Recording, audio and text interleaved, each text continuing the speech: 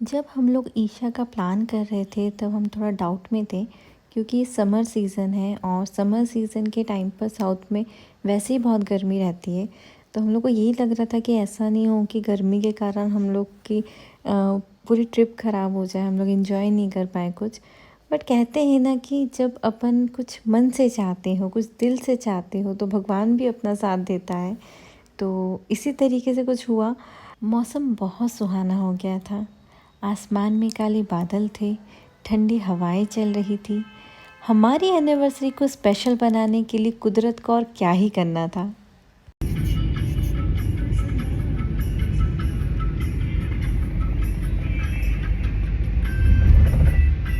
जो ईशा टेम्पल था वो नरसिंहपुरम नाम के एक गांव में था। जैसे ही हम उस गांव में एंटर हुए, कुदरत अपनी खूबसूरती के नज़ारे और दिखाने लगी। थोड़ी देर बाद हम लोग ईशा टेम्पल पहुँचे, या फिर ये कह सकते हैं कि हम लोगों की ड्रीम प्लेस पहुँचे। जगह वैसे ही इतनी खूबसूरत थी और इस प्यारे से मौसम ने इस जगह को और खूबसूरत बना दिया था।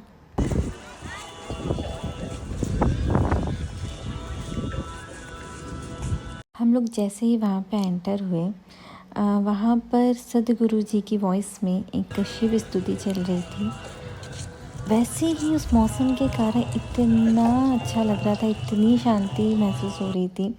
और उस स्तुति के कारण तो ऐसा लग रहा था जैसे हम लोग जन्नत में आ गए हैं।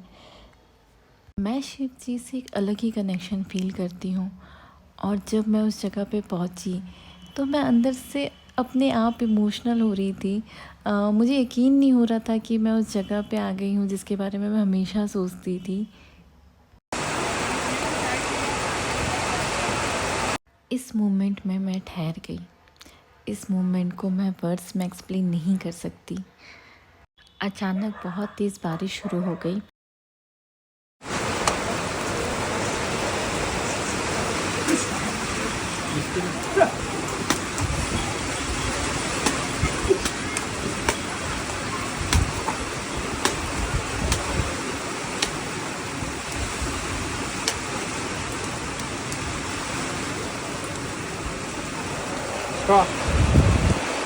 ये ठंडी हवाएं, ये मिट्टी की खुशबू और ऊपर से ये शिव स्तुति मन को इतनी शांति दे रही थी। ऐसा लग रहा था इस चीज़ की हमें कब से ज़रूरत थी। जगह भी एकदम है।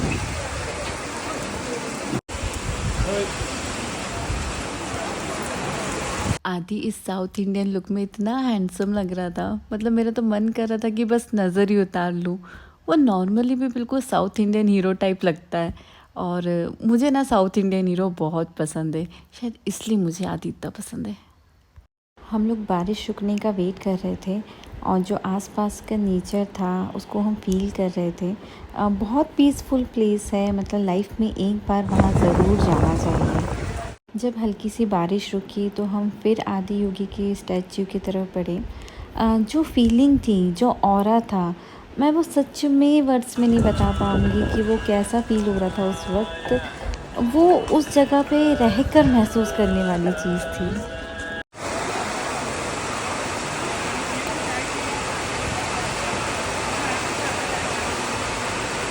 संडे और समर वेकेशन होने के कारण वहाँ पे भीड़ बहुत ज़्यादा थी, बट फिर भी वहाँ पे एक अलग ही शांति महसूस हो रही थी।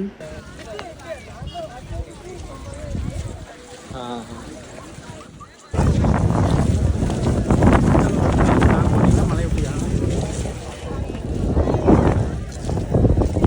जब मैंने आदि योगी जी के स्टैच्यू को करीब से देखा, मुझे ऐसा लगा कि बस ये जो वक्त है यहीं ठहर जाए।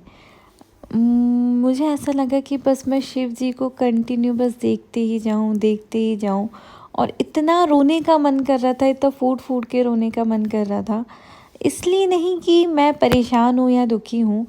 कई बार होता है ना कि जिनसे को हमने देखना चाहते हो, जिनसे हम मिलना चाहते हो बहुत टाइम से, और जब सडनली हमारे सामने आ जाए तो हम लोग खुशी के कारण कभी कभी रोने लगते हैं।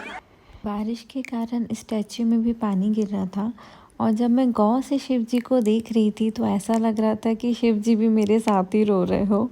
बहुत अच्छी फीलिंग थी, बहुत ज़्यादा।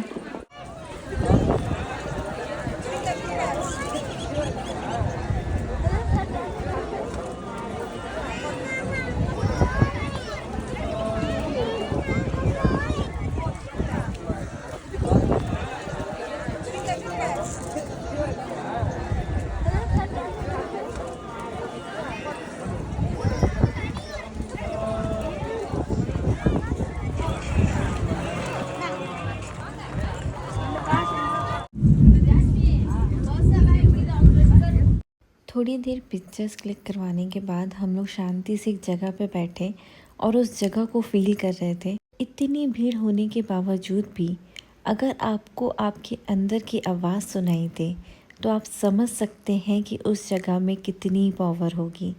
तो बस उसी चीज़ को हम वहाँ फील करवा रहे थे। थोड़ी देर बैठ के हम लोगों ने वहाँ पे एक दूसरे से बातें करी, खुद के बारे में, एक दूसरे के बारे में, हमारे बारे में। फिर हम लोगों ने अपने फैमिली मेम्बर्स को वीडियो कॉल करना शुरू किया। लगभग हमने सबको वीडियो कॉल करके वहाँ पे उनके दर्शन करवाए। फिर हम लोग वहाँ से ध्यानलिंगा मंदिर के लिए निकले।